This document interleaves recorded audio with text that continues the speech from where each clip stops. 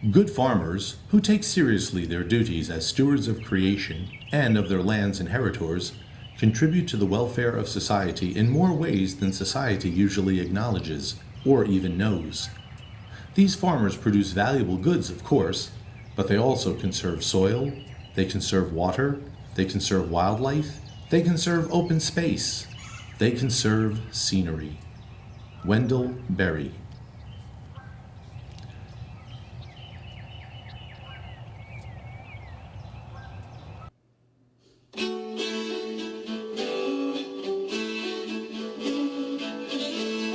Burlington County, New Jersey is 820 square miles. From Bordentown along the Delaware River in the north to Oak Island at the confluence of the Bass and Mullica Rivers in the south. In between is some of the most beautiful and productive farmland in the state.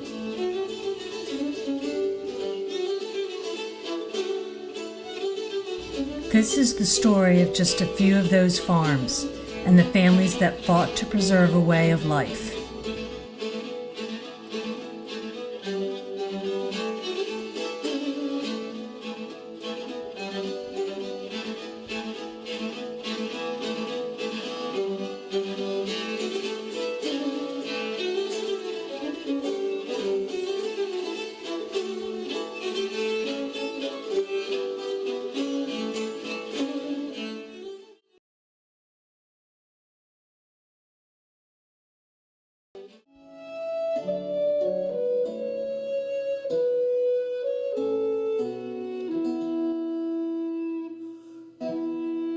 I grew up in Rancocas, the last farm on the Springside Road before you get to Mount Holly Beverly Road at Rancocas. And the farm is still there, and I have a younger brother, Nelson, that's farming there. And our old house and buildings are all still there, and Nelson is taking care of that.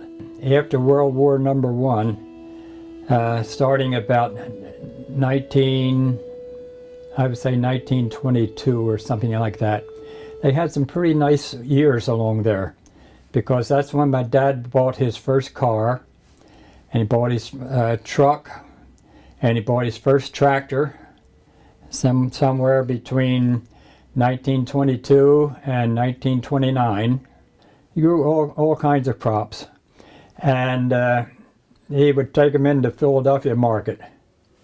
And I remember on Saturday mornings he would get the returns. We never worked on Sunday, and so he would take a load in every night except Sunday into Philadelphia. And the old Model T truck he had held 102 5/8 baskets. And then the Great Depression came along, and people didn't have much money in those days, but you didn't need much to farm or to live, because well, things were different then.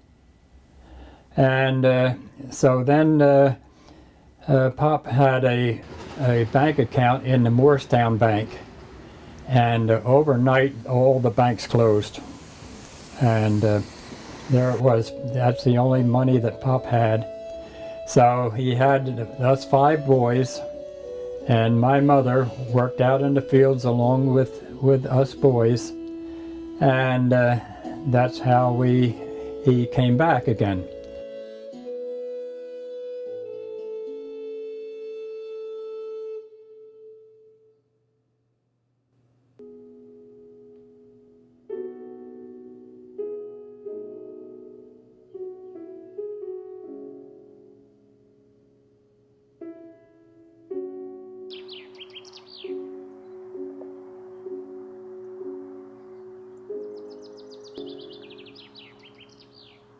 Back in that era, they were all from the Medford area, but they were tenant farmers mainly. You know, people own the farms. and then the farmer just was a tenant and took care of the farm and so forth, so they tended to move a lot. Well, my grandfather, Floyd, he bought the farm up the road and moved out there, and he wasn't there long, and my grandmother was killed up a Crossroads. Up there was a store up there, a Crossroads store, and then he was there with 4 boys and Aunt Margaret, and actually the 2 younger ones, they went with a family friend in Pennsylvania, and at first, and then came back later as they were able to help on the farm and so forth, or even like Aunt Margaret ran the house. It was Uncle Clifton. He was the oldest. He had no interest in the farm. He was in the Army, went in the Army, and then Uncle Merritt was next, and he ended up when my grandfather died, he ended up taking the farm over and bought the rest of the siblings out. Of course, back in that day, well, and there wasn't much money either, you know what I mean. And he was an aggressive farmer. And then he bought a farm on the Fenimore Road, and then he bought the Black Farm over on the other side of the town, and always kept this farm here. And then when Daddy graduated high school, he worked for Wills's. They had a farm down the road here a little bit one summer, like. Then he went to work for Gettinger's, who were over on the Rock Hill farm, where the Rock Hills are, there by Flying W on Ayerstown Road. Worked there, and then when he got married, you know, he ended up, him and Mother bought this place, and of course started farming and rented other ground and so forth. And you know, Merritt helped him and so forth. But then the next one, Uncle Limey, he went in the Navy with the war and came out. And like Uncle Limey, he started farming, but he bought a tractor and a baler and went around, did custom baling, was the start of his farming career. And then as his family got older, you know, there wasn't any place to expand more or less around here. Well, he packed up. They went to Georgia. They're down Marshallville, Georgia, and well, Perry and Marshallville, right in that area. And the whole clan's still there. All the cousins all went, and it was funny because his whole family ended up going. His one daughter married Charlie Hughes, and the Hugheses, they were over in Vincenttown. And what they had done, they bought a big farm, split it in half. Uncle Limey took one side of the road, and Charlie took the other side. And of course, Charlie, he's still farming down there with his kids, which aren't kids anymore. But and then little Limey, my cousin, he has other farms over in Perry County. So, you know, and Dean, Uncle Merritt's boy, he farmed everything when Uncle Merritt got older. And then Dean ended up going down to Georgia. So, you know, there was a progression. If you wanted to expand, you weren't going to do it here. Okay, you know, the development was coming in and so forth, and just was taking the opportunity away from anybody who wanted to continue to farm.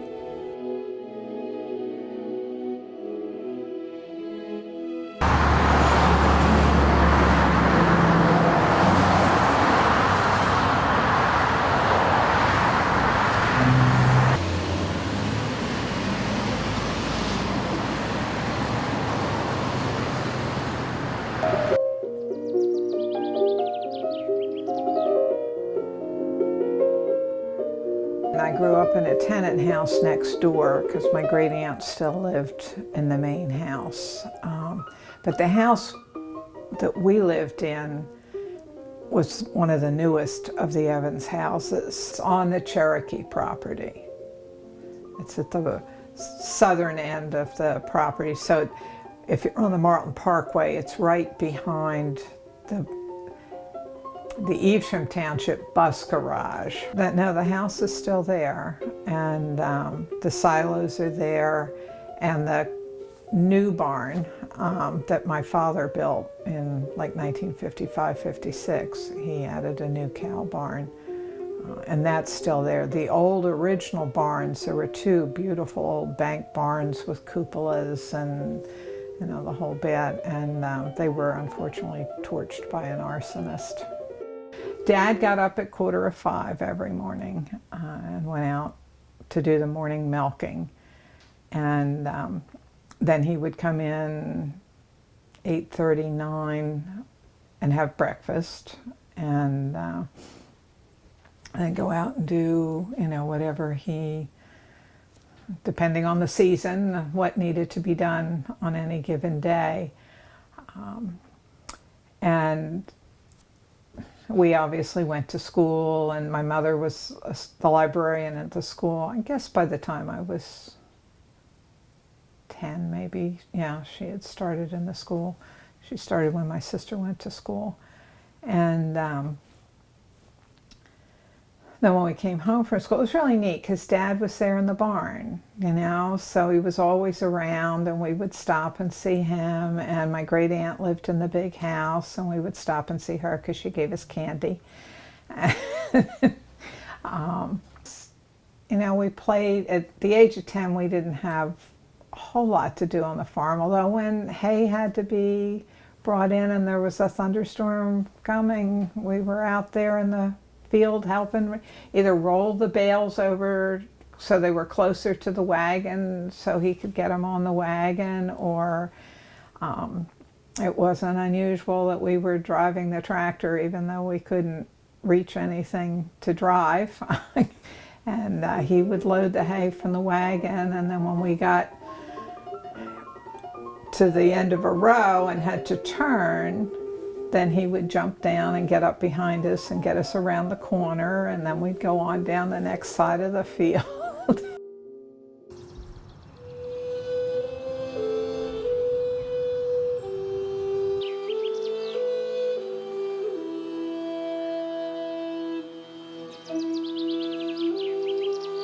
The grandfather was on the same farm that I was, and my father. I was a third generation. If you come out of Chesterfield and then to go to the Black Farm, you turn down Sykesville Road. You keep going, and about half a mile it makes a sharp right, County 528, and we were there on the right. There would be chickens and dairy, and it was a small apple orchard, and of course a big garden. Well, he grew more diversified. He even grew some potatoes. Never any hogs. I don't know why he didn't like whatever.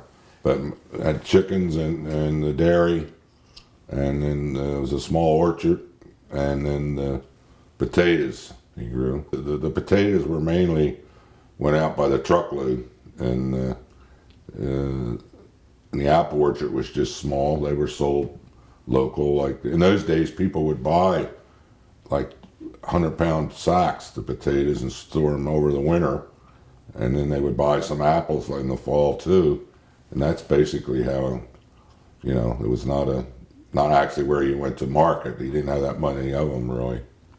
So where did he make his cash? What was his cash? Was it in the dairy cows? Or? Well, that was the main thing, because they always said there was always a check, at least once a month. Where other things you might wait 6-8 months until it was grown or to sell it. So that was like a barter system too. It was kind of interesting. There were no Acmes back then. I can remember growing up as a kid. So my mother had the chickens. So she would take the eggs. We'd go to Bordentown on Saturday nights and go to 2 or 3 little grocery stores and more or less barter. That's what bought the groceries, and it was a whole different ball game. I mean, compared to today, it's amazing.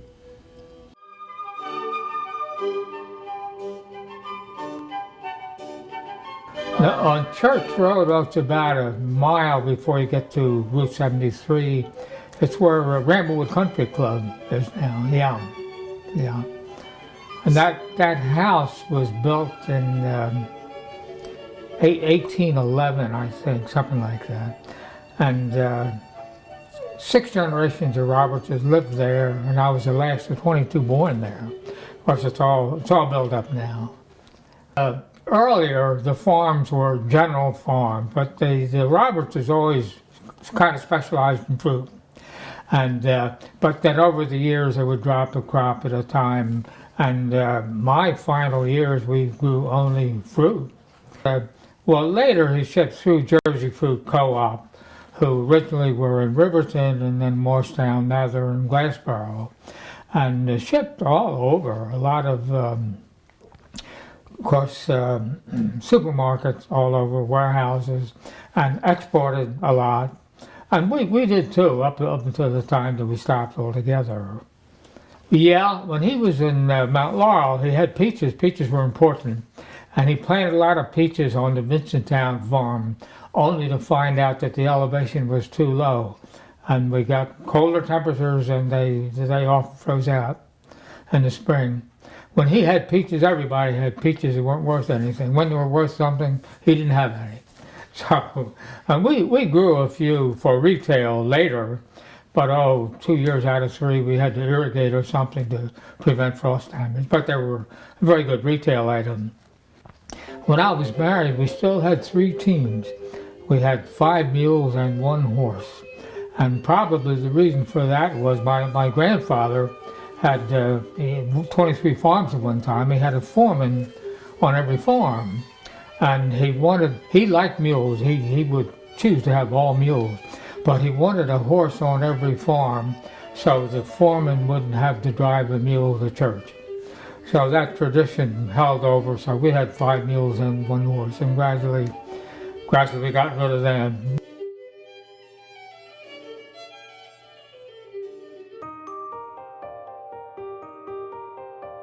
He grew up in Burlington. His dad sold his farm in 1952, right before they bought this one, over in Burlington. It's all houses now. Right after World War II ended, a housing boom, a lot of pressure on farmers to sell, and he was one of the ones that sold. I sold that farm and bought this farm for my dad and another business for my uncle.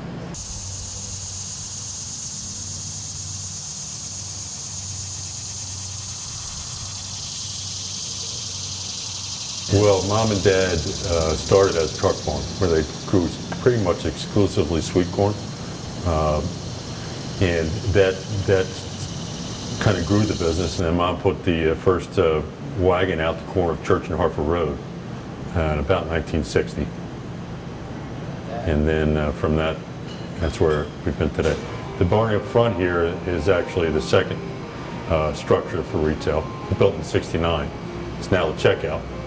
And then we built this part of the building you're in right now in 1987. And then the next expansion was 2007.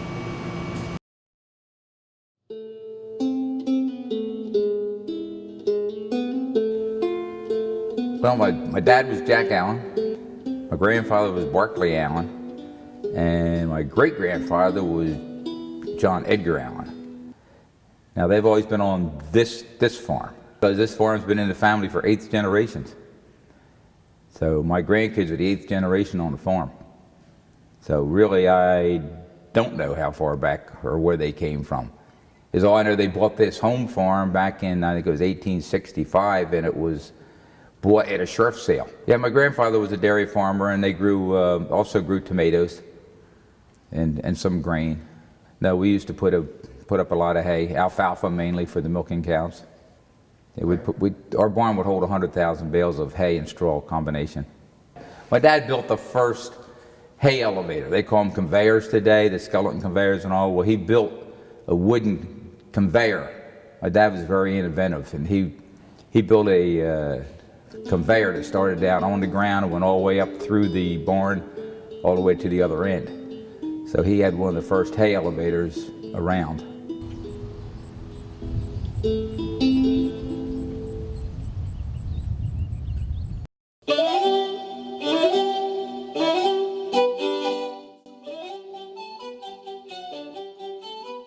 This business was actually started by my great-grandfather.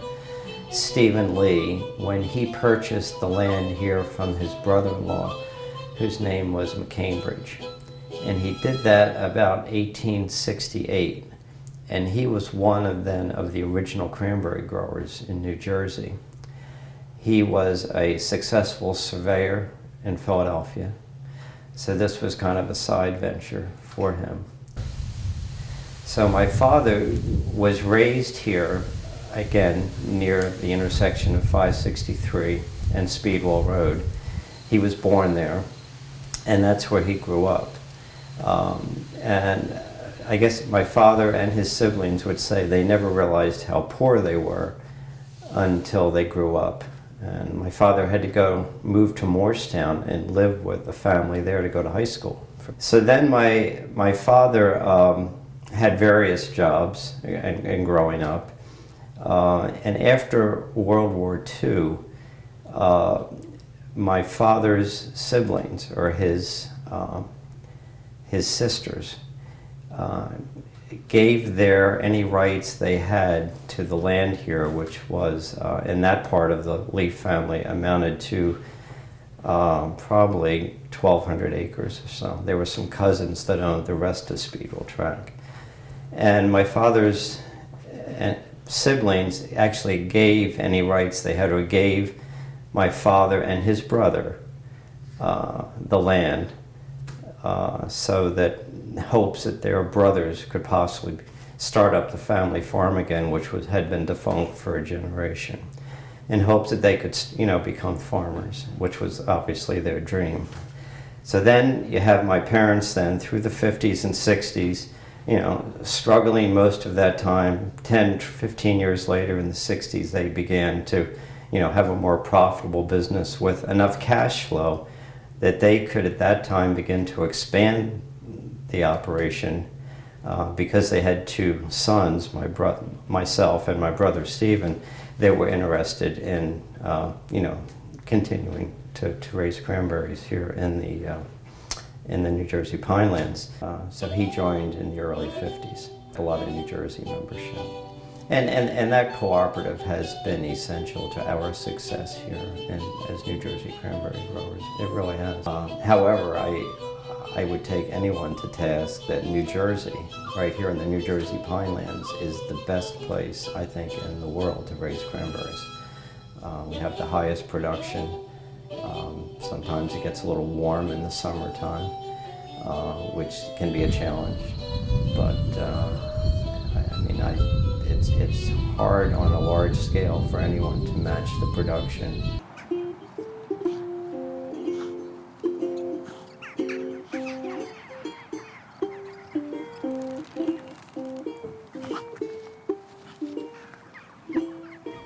Through the ample open door of the peaceful country barn, a sunlit pasture field with cattle and horses feeding, and haze and vista, and the far horizon fading away.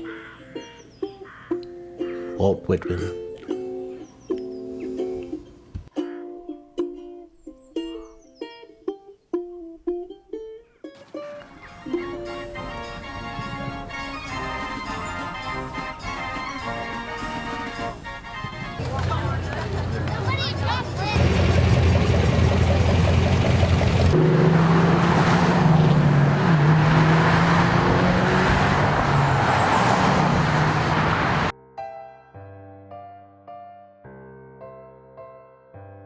From Cooper Street coming out from Beverly. And across the road of 25, that was Willingboro.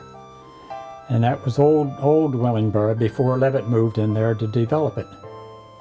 And we had a farm right there, and we had about 3/4 of the mile of frontage on the highway, and then about that much frontage on Sunset Road.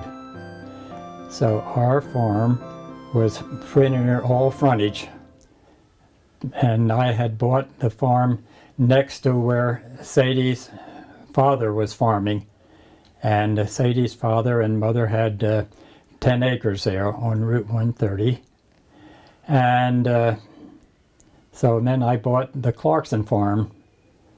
After I started farming the first year I farmed on shares with Sadie's mother, and because Sadie's father died with cancer.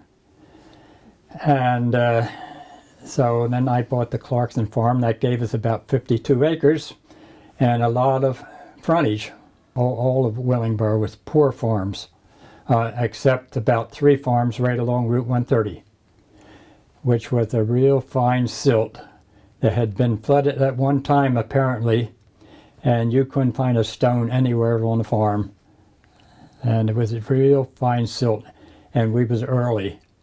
Our crops was just as early as Sweetsboro in South Jersey, and sometimes we could even beat Swedesboro with our early crops. Nice. World War II started up about 1941, and I grew tomatoes for about 6 years then as a cash crop, because you had to, at the time, you had to grow something that they could can to feed the army. So everybody was growing tomatoes for Camel soup, and Camden was big at that time with Camel soup, and you could take a truckload down there in Camden at that time and park it. There was lines like 2 miles long sometimes, and you could park the truck overnight down there. Nobody would bother it. Everybody was working at Camel soup. I had a brother that had a dairy farm, had about 200 acres. He was glad to see Levitt come in. He sold for $1,800 an acre, and he was so happy to get out of the dairy business and to sell his farm. And there was a lot of woodland. It wasn't good for anything, but they were happy to get $1,800 an acre too. So I could see the writing on the wall that we wasn't going to be able to farm in Willingboro the rest of our life. So I bought this farm. And then, of course, I worked up here some getting this farm ready until 1959. We have a good topsoil here, and underneath we have gravel, and so we have good drainage, and we have plenty of water for irrigating, because I had bought an old cranberry bog on the back end of the farm, and that's where we put in an irrigation pond, which is about maybe 2 or 3 acres, is all flooded. And 1960 was the year we started here. And then we grew corn up until about 1982, I guess it was, or something like that. And we grew all sweet corn with about I would say maybe 115 acres here.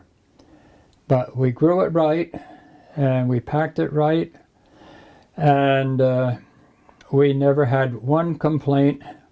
All the time that we grew sweet corn, never had one complaint about our quality.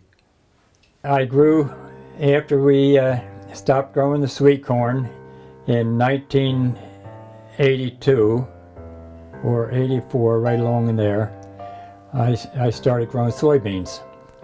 Just soybeans for about 22, 23 years. And then in 2009, I rented out most of the farm to one of the neighbors. So now everything is turned over to the boys. You know, they could pay a mortgage with a good tomato crop. And Campbell Soup was an excellent company. I mean, you didn't have to worry about getting paid, and they had what they called fieldmen. They'd help you raise the crop, you know, and so forth. But and of course they, you know, they were the eyes and ears for the company, you know, so they knew they were ready when tomatoes, because sometimes crops would be earlier, sometimes it'd be later, you know, and that kind of stuff. So they all had to know, you know, everybody worked together. It was all, you know, and even that's how I kind of got into farming. They had quite a youth program, and I had a couple acres of myself. But I had to keep the records, and I paid Daddy, you know, what the fertilizer cost and all this stuff. And then if I made a little bit of money, then that was enough to hook you. Yeah, one time, Walt Katona and I, we went to Chicago to their plant out there to a big youth meeting, and that, you know, they took care of me. We thought we were kids, you know, first time on the airplane and all that stuff. And they took care of us, but that kind of got us hooked into farming too, you know, and they were good that way.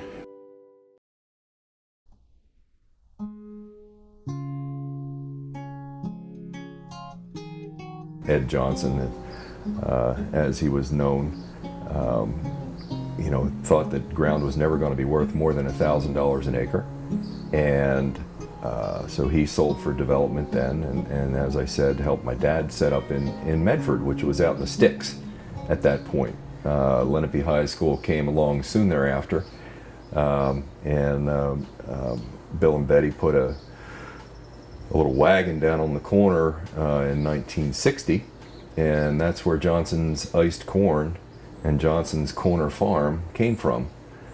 Being at the corner of Church and Hartford Road, and sweet corn being our only product at that time.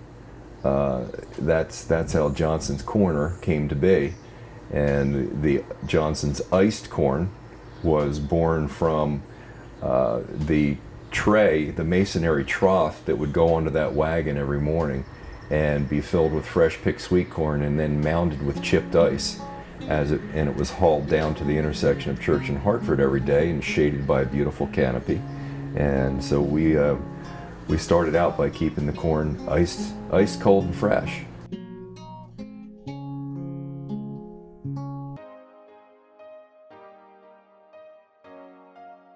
But how my interest, I think, started in ag was actually summer vacations from age 1 to about 11.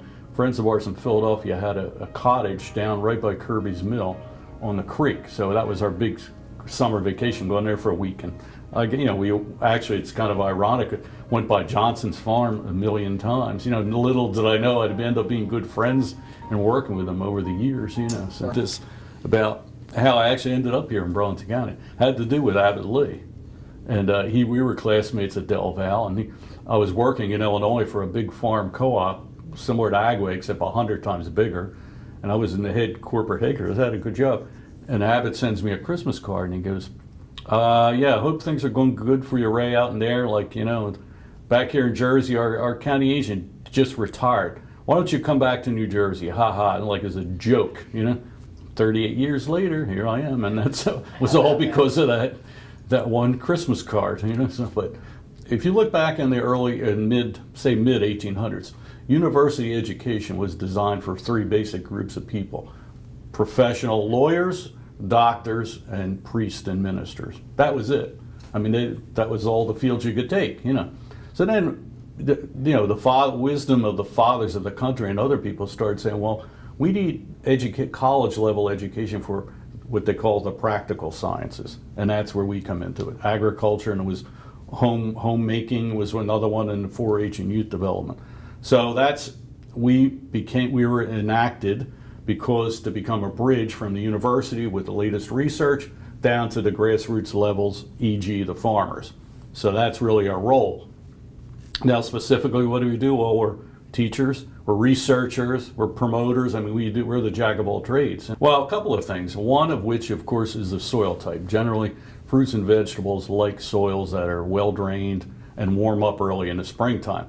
So if you look at what they call the plant climatic zones, they ride right along the coast and go down there. And if you look at the zones, actually we're the same as the northern couple hundred miles of Texas. And you think, well, Texas, you know, a big southern state, we're a big northern state, but we have a very long growing season. In fact, that we can grow vegetables right out of the field for 9 out of 12 months. Well, the only one that beats us really is Florida and California, you know, so we do pretty good with it. And then the other thing is the proximity to water, particularly for fruit.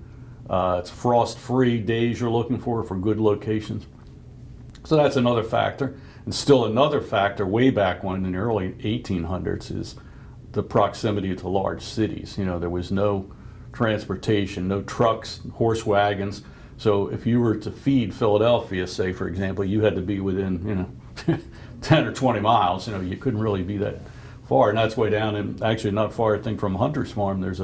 It's called Union Landing, and that was where they used to take produce, you know, over to Philly and bring manure back from the streets, you know, for the farms.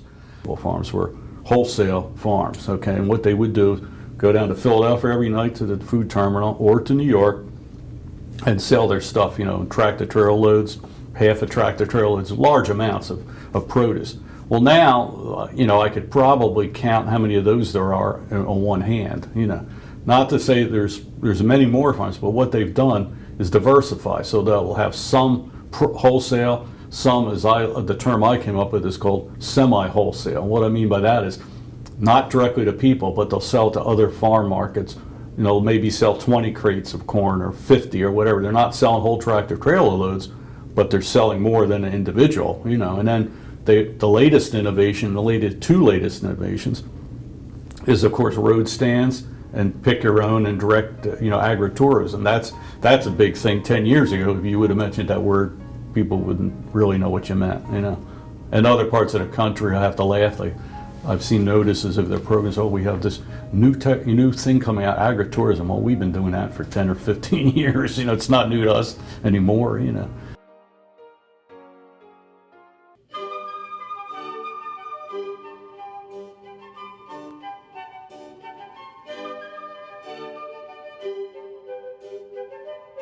Even now, we're still picking apples the way my great-grandfather did, by hand, up a ladder. Of course, the style of orchards has changed a lot. You know, dwarf trees are easier to pick. But once we get them in the bin, or the box, then we can use modern techniques. Yeah, well, we had cold storage right on the farm, including controlled atmosphere storage, which is where the room is sealed and the oxygen is brought down below 5%, and the apples are put to sleep, and they come out in beautiful condition months later. Yeah, it slows up aging. It's a shame it doesn't work for people, but it really works for apples. Well, we grew a lot of cherries early on, and in Vincenttown, and a perishable crop like that, you wouldn't pick Saturday because there's no market Sunday. You'd pick Sunday for Monday morning market. And we always picked cherries on the 4th of July. I worked every 4th of July when I was a kid for the next day's market. Well, we had early apples. We had a green cooking apple star that came in July. But yeah, the peaches would be into August before you really get into them. And apples, well, we had a sprinkling of summer apples. But towards the end of September was when we really were in apples, in the month of October. Yeah. No, we had 3 or 4 main varieties, but then we started to retail about like 1960 or earlier, and then we had about 20 different varieties, so we'd have continuity during the summertime. But a lot of those summer apples earlier, they were good wholesale items, but then they kind of dropped out of favor. But it was honor system. It was really a lazy man setup. We packed apples in bags and put them in bins, and then we could put the bin. The sales room was on the side of the cold storage, and we could put them in from the back, a bin at a time. So it was real simple to do, and it was honor system. They dropped their money down a slot. Now, one disadvantage of honor system, I'm finding out more now, we didn't meet our customers. I'm meeting more customers now here 25 or more years later than I did back then. I met one today. Yeah. And then we also made cider, and cider was a very popular item there too. And we had, and we sold peaches there and pears, a few pears. But the retail was worked out real well for us. You know, with apples, as soon as the crop is in, and we would finish in November, you begin to put money out in pruning, and maybe we would buy our fertilizer and that kind of thing for the crop that would be picked the following year, but may not be sold until the year after. You know, so we're putting out money that far ahead. But with retail, we could have them sold before we even pay the help to pick them. You know, so it was a constant flow of cash, which we didn't have otherwise. No, well, we had a lot of outside help. We would overwinter half a dozen guys. We supplied housing for their families, and we had 6 or 8 part-time packing house help. And then to Harvard, we could house 30 migrant workers, and then we would get a day haul crew from Philadelphia besides, because we had a lot of apples to get off as quick as we could. But you know, I have never milked a cow. Yeah. And I'm glad every dairy farmer I knew, if you saw him at a meeting in the evening, he was asleep. Well, in the early 60s, I guess it was, in the early 60s, he had blood clots in his leg. So he could no longer get down and milk the cows, and that's what it came from. So instead of selling the cows, he built a milking parlor. And I think, if I remember, it was like 1963 or so, he built this milking parlor. And that was the first milking parlor in Burlington County. Originally, we put it on the cans, and then when we went to the milking parlor, we went into bulk milk, and it went into a 1,000-gallon milk tank. And then it'd come along with a tractor and trailer and a tank truck and pick it up. During my life, we mostly milked we had 50, the barn would hold 50. Then they expanded it, and it made it hold 80, and we finally sold our cows in 73. We were milking 150. So we grew, but it just got to the point that we couldn't get labor or anything. It was 7 days a week for just the 2 of us. So I think the biggest thing was labor and the price of the equipment, and the price of the milk was not there. So in comparison, you know, the farmer just couldn't make it, and it wasn't worth it for us. We got into other things, and I think most of the farmers did. Actually, right now we rent most of the ground, and it's soybeans and corn.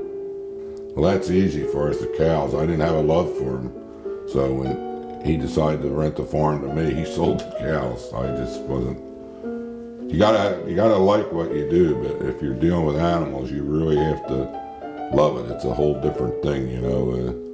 You grow the crops, you got to watch what you're doing, but with animals, you could be up at night. And in the dairy cattle, the big thing was the breeding, because they only milk a certain amount of time, and then they need to be dry them up, so to speak, and then when they recalve, it's a whole different thing again, and their production's way up. And if you miss that, you know, you're keeping them for nothing, in other words, over a period of time. And so and back then, I don't know where you want to get to, but I'd say in Chesterfield Township and maybe Burlington County, 70% were dairy farms. There's one left in the whole county, dairy farm now, so that it ties you down for the 365 days, and it was not an easy life for anybody that was into it. And then you had to get big, like all agriculture. Like, we only milk like 35 or 40 cows, and today if they don't have 100, it's not, you know, it's just different, really. Dairy guy, you know, they're 7 days a week, you know, 365 days or whatever, and it's worse in the winter. You got pipes freezing, and you gotta get them milked. Snow comes, you got, you know. But dairy, you gotta milk them cows. I have all the respect in the world for those guys, and they are just like you say. You had to love it do it. My father, when I was junior in high school and said I was going to farm, he had just paid this place off, and and I can still see him in the kitchen table. He tried to buy the farm in back of us here. Well, Revicchio Group bought it. And he said at the table there one day, I'm not going to farm near a bunch of houses. Well, of course, he'd roll in the grave to see the houses we got around us now. Because we were basically a truck farm, raised tomatoes for Camel Soup, potatoes for Philadelphia Food Center. Took them all summer, take potatoes into the food center and so forth. Some carrots for Camel Soup at times, and string beans and that kind of stuff, just truck crops. And always had a little bit of corn, and then of course got into soybeans as soybeans became more popular. Then when minimum wage came in, it kind of killed the tomato business, because that was all done piecework. We get busloads out of Philadelphia. Of course, we had a group of, at that time we had, I can go back a step further. When Daddy first moved here, we had an Italian family that came out. And my mom Mary, and that's what we called her. She was my mom, just like the rest of them. She ran the crew, you might say. She had 2 daughters, and then all their kids would come. The women would stay here, and the men, their husbands, would come out on the weekends. They had jobs in town. They'd come out on the weekends and pick and so forth. And they worked all summer, and they never got paid till the end of the season. They, you kept track of everything, what they did. Everything was all piecework. They'd come for the asparagus and the tomatoes and potatoes, tomatoes. And of course, as we grew out of them, those young guys were all older than me. And we went to all their weddings and all that. Just, Mama married, she'd come in the wintertime and make raviolis for us and stuff. And, just was family. We'd go down every New Year's for the Mummers Parade, and she'd have us for dinner and all that. I got out of college in '73, and my brother got out of the Air Force after he did ROTC in college, and then he went on to the Air Force for, I think it was I'm not sure, it was 4 or 6 year commitment. And about '73, we both returned to the farm. It's about the same time that my mother died. My brother assumed her responsibilities among a lot of other responsibilities, but my mother always kept the books and helped with a lot of things like that. And I went to college locally and in Doylestown, Pennsylvania, so I never really left the area. Was always involved in the almost the day-to-day operations. So then, we had our start made for us, my brother and I, because our parents struggled and sacrificed so much for us. Not to mention the sacrifices of our aunts that had, because, this land wasn't worth much, going back to that part of the story. But if it hadn't been for the sacrifices of those aunts, in giving what they gave to my parents for the opportunity to start this farm, the land might have been worth something, and who knows what would be here now. There definitely wouldn't be an integrity propagation. There certainly wouldn't be a Lee Brothers. There might be a shopping mall. There may be housing development. There may have been, another cranberry operation. We don't know. There was a lot of fruit grown in Burlington County. Cherries, peaches, apples, and there were several big growers like Charlie Collins, Tack Mariucci, the Hayneses, Larchmont Farms, Cropwell, Griscom's. My uncle Byron had a farm on 73. And there were a lot of fruit came out of Burlington County, good fruit. Yeah, we shipped a lot to Philadelphia, but we also shipped to New York City. We shipped quite a bit to Boston, which eventually went to Canada. We had the best year we ever had in 1982. And it's unusual. The whole country had a good year. That's very unusual. Usually there was a good crop because it's a good price because it failed somewhere. But the following spring, you could hardly buy a tree, an apple tree. Everybody was planting apples, which is the way it is in agriculture. Any crop does well. Everybody gets in it. In a couple of years, the market's shot. Well, when those apples came in, then there was an oversupply of apples. And that's when a lot of the orchards in New Jersey and in the East went out, changed over to something else, because we couldn't compete with the Pacific Northwest. Of course, now grain is becoming, grain is so highly mechanized that just with little help, a farmer can handle a couple thousand acres. We used to, we had 100 acres of orchards right back of the barn, the packing house. And we would be with a good sized crew 6 weeks picking them. And now we rent it out. He puts, well, mostly soybeans now. And he'll be in there with a couple combines in the equivalent of a day, or 2 days. It's all done, you know? And they're in the air-conditioned comfort of a cab. So my brother attended Rutgers, Cook College at the time, got an agricultural science degree there, and I attended Delaware Valley College of Science and Agriculture and got a horticulture degree there. So we both got our bachelor's degrees, and when we finished up, Mom and Dad kept the door open for us to come back into the business. He was thrilled. Yeah, Mom and Dad were always very supportive of anything Pete and I wanted to do, and they still are today. I mean, Dad passed away 3 years ago, but Mom's upstairs working right now, so it's still very much a generational farm that everybody participates. So it's a really neat thing, and we enjoy it. My brother and I became partners, and Mom and Dad Bill and Betty were very gracious over the next 25 years of turning it over to us. We pretty much took the reins, you know, as in our 30s, both of us, late 20s, early 30s, and we made a lot of mistakes. And that was one of the cool things, is my dad would let us make mistakes. And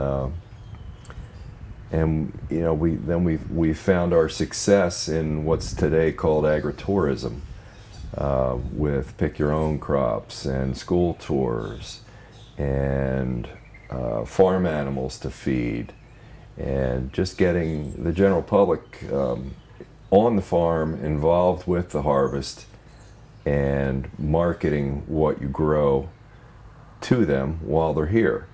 And that's been our success over the last 25 years. Yeah, that's why we purchased Locust Hall Farm. We've been shopping for the last 7 or 8 years, and we were actually getting ready to attend the county auction of preserved farms, of a farm up on 68 there, the Mary Durr Farm. And we drove by Locust Hall, and the for sale sign was out, and we just came up the driveway, and you know, that was the end of the story. We fell in love with the place. Location felt good, far enough from Medford, where you know, we're 17 miles from the Medford farm, and we feel that there's a population base in Monmouth and Middlesex and Mercer County that we can attract here that maybe doesn't want to drive as far as Medford. And we're hoping that we can even pull from New York City thereabouts, because we do have folks that make the drive all the way to Medford on a weekend from New York. His father was a banker, and he grew up in Morristown, on Main Street in Morristown. So his uncle had the farm. Uncle Joe ran the farm. And during the war, Uncle Joe, Dad was in civilian public service. He was a conscientious objector, and Uncle Joe became ill, and they called Dad back to take over the farm. But he actually had a degree in physics, a master's degree in physics, and had planned a career as a scientist, but ended up taking over the farm. We just had the cows, and as I said, a fairly extensive vegetable garden. Dad raised tomatoes a couple years, but that didn't work out too well since he didn't get paid for them the last year, so he gave that up as an occupation. After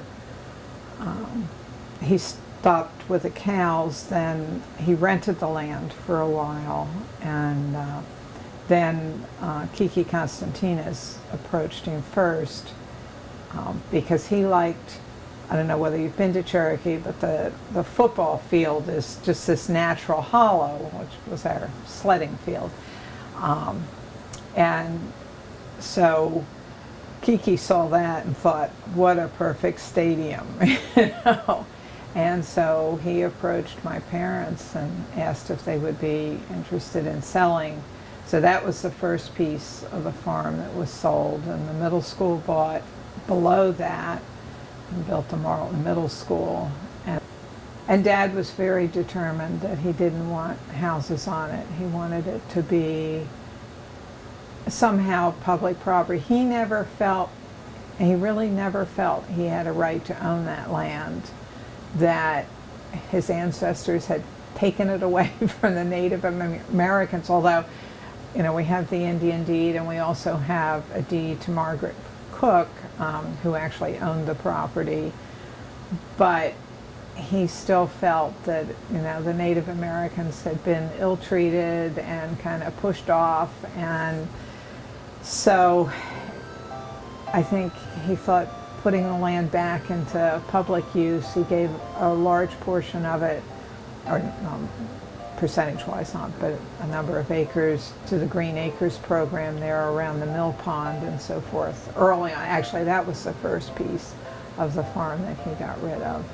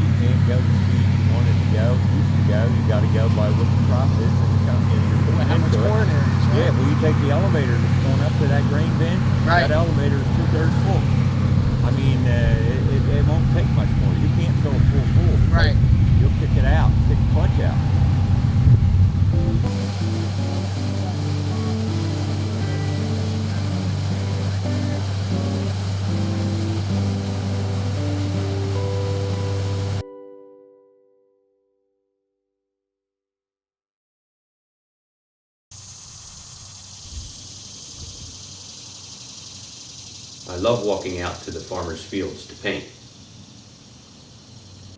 Every year I have to walk a little further. Hugh Campbell.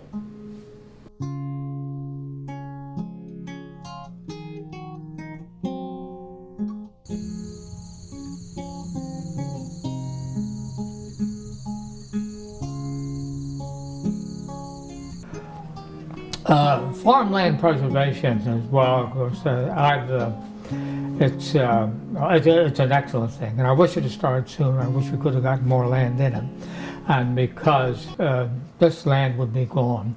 Now, my mother grew up in Camden County, and she took pictures in Cherry Hill that is all built up, and a field, and there's nothing in the background. You think you're way out in the west somewhere. Well, now there's only one farm in Cherry Hill Township, but and it's also a good thing. A landowner has considerable equity in his property and his land that doesn't make him that much money, but he's able to get some of that equity back by selling off the development rights. And most of our farm is in farmland preservation, not all of it, because I have 5 grandchildren, and if they wanted to build on the farm, I would be sorry if they weren't able to do it. But because of the farmland preservation program, this farmland, which I think is some of the most productive per acre in the state of New Jersey, has been permanently preserved. And so I feel good about that, obviously. You got it. But at least with the farmland preservation, it gave them a chunk of money to take care of the other kids that left the farm and then keep the farm for the fellow that wanted to go on. But the biggest surprise I've had is the values. It went down, but then it's still higher than you can pay for it farming. And with the type of farmer we do, there's that in this area. I'm not saying out west or in this area.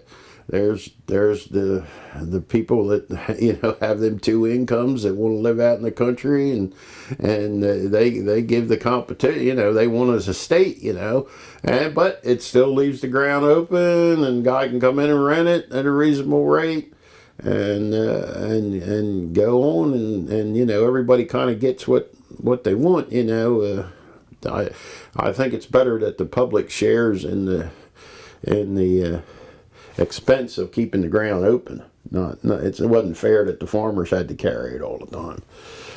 Of course, the farmers had a chance to make it. He could have cashed out, and it's a voluntary program, so you can cash out whenever you want, however you want. But it was an economic decision and a philosophical decision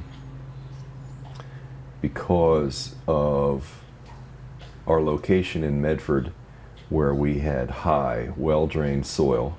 Well, the best cropland is also the best development land. And Bill and Betty, my parents, had resisted the temptation to develop for years and years and years. And my brother and I came in the business, and we wanted to expand the business. So by preserving, we were able to get rid of that constant development. I won't say it was pressure, but urge. You have a bad year, and boy, the development seems pretty good. So by committing to farmland preservation, we were not only able to commit to staying in agriculture in Burlington County, eliminate that constant pressure from the developers to sell the land to them, and be able to finance 2 major expansions at our market in Medford because of the farmland preservation money that came along with selling our development rights. So that it was a decision that took quite a bit of thought and willingness on everybody's part, which is one of the beauties of the farmland preservation program, is it's completely voluntary. A lot of the farms in this area were sold earlier on. We were kind of a holdout even before that last pressure of the late 80s, early 90s. The voters want to preserve farmland. I'm sure you'll talk to Bill Haynes, Bob Shen, yeah.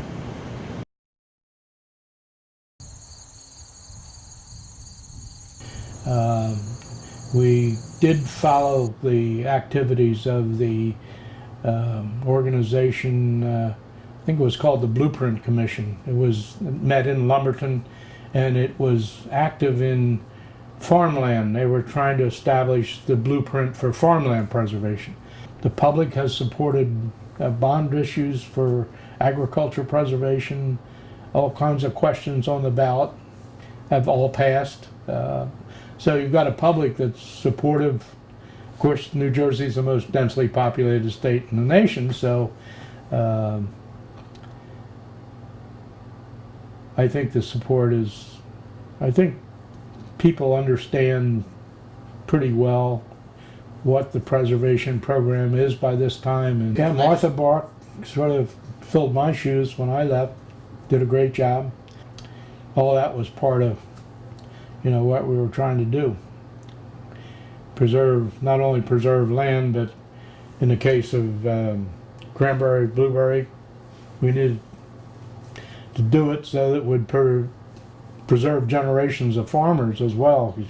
In a sense, preserving cranberry land or farmland without preserving agriculture. So that was loud and clear throughout the process, both in farmland and the pinelands. That so we're active farms. We wanted to keep those farms productive along the way and through generations. Certainly, Bill Haynes is a great example. His father and grandfather were in the cranberry business and blueberry business, and he played a major role in sort of catalyzing the process, if you will. So it's survived through several decades and got enhanced along the way with more funding, more tax dollars dedicated to the purpose, with a lot of support from the public. I think the county's in a good position environmentally, and I played a little part of that.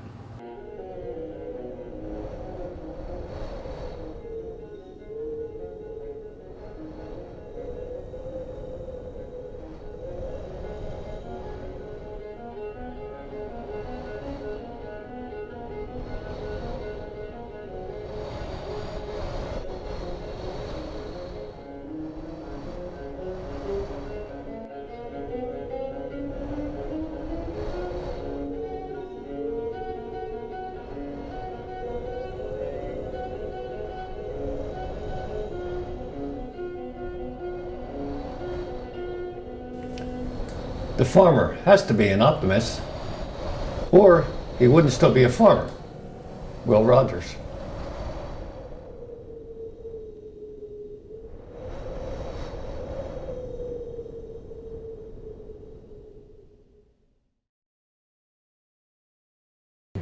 Well, we're in the heartland of Burlington County. I think we're pretty close to the geographical center, and we're surrounded by farmland. I'd say it's about 10 years ago, a dozen years ago. I think I started wine. We started getting potatoes from, I'm sure you've run into Roger Kumpel at some point. he actually farmed, he leased out the land behind us here for many, many years. And never bothered to tell me that he grew potatoes. So he kind of was like, hey Roger, I use potatoes. So I think we'll be using potatoes with Roger now, 8 to 10 years, something like that. So that's a big chunk what we use. Russo's is a big supplier down in Tabernacle. You know, all the summer crops, the spring, summer, and into fall. You know, there's a commitment. I mean, first of all, you know, I had to put the effort out to get to know the farmers and to make that connection. You know, I mean, farm agricultural communities, close-knit community, they know each other. You know, but sometimes you have a barrier out there. You know, these are third and fourth generation farmers, and you know they're not used to maybe dealing directly with the public or with restaurants. So you have to develop that, and then you have to work around it. So like I gave you an example of the string beans. You know, it's on the menu, and then you call, it won't come in the next step because they don't have it. So for a lot of other restaurants, they really don't want that. They want to pick up the phone. I need 20 pounds of blah blah, and I want it on my doorstep tomorrow. I don't care if it comes from Canada or California or North Carolina. Right, we've been doing it for years, and I think that we've become we become part of their family. They become part of our family. You know, we know them. We know their children. We know their grandchildren over the years, and I think that's part of doing local and supporting the local community, so to speak, is becoming part of that. You know, if I was to order tomatoes from somebody from California, I don't know who they are. You know, I know them, you know what I mean? So, and they come here to eat as well. The farmers can keep going. You know, that means that farm will remain a farm. It will remain open space. It won't get plowed under and turned into a shopping center or something. So, I mean, that's part of it too. You know, it's helping keeping farming a viable part of the economy. You know what I mean? And, you have to support them, because you don't, it's gone. And a lot of it is gone. If you're on the history, if you know the history of Burlington County, I mean, Burlington County was a powerhouse in agriculture. I mean, it's amazing production. It was feeding half of Philadelphia. I mean, it's a drop of what it used to be, but it's something is still left. So if we could at least hold on to that and not lose that, I think that's important. Yeah, I propagate new varieties, but it's important to clarify that the varieties that I propagate are developed by Rutgers University. Particularly are developed by a breeder at Rutgers University whose name is Dr. Nick Vorsa. And Dr. Vorsa, a real state-of-the-art scientist, very patient individual with the highest regard of good solid science. He worked for about 20 years before he made his first release to establish the best cultivar, what was all given a common name, say Stevens, but he determined there were many varieties of Stevens. He had to determine which was the best individual of that group, all given the same name, so that he could breed superior parents to come up with superior progeny. And that took patience. He developed the DNA fingerprinting technology about the same time that many other areas of forensics and so on were developing that same technology.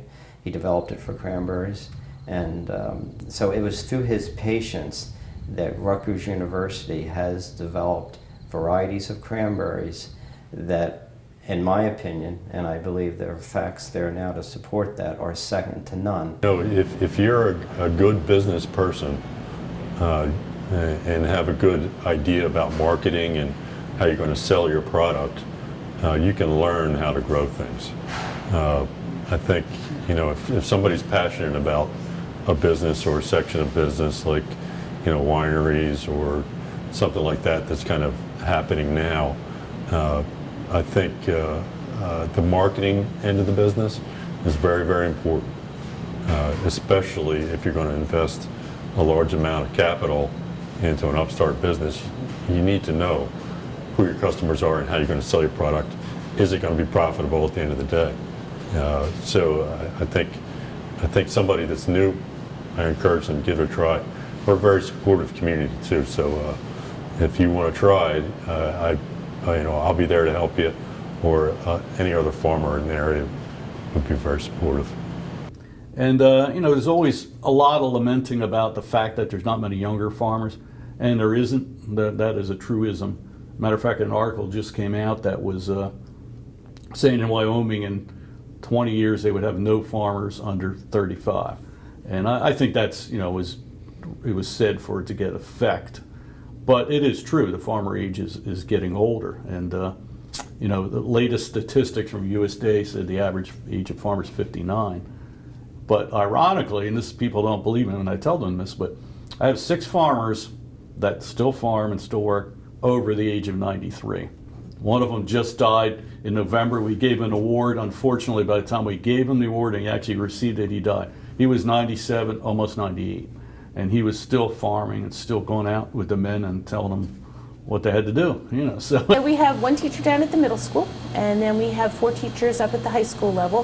One does our ag mechanics program, welding, ag equipment, that end of it. I do the floral design, advanced floral design. We have another teacher who does a biology of agri-science class, plus greenhouse, plus an animal science and plant science class.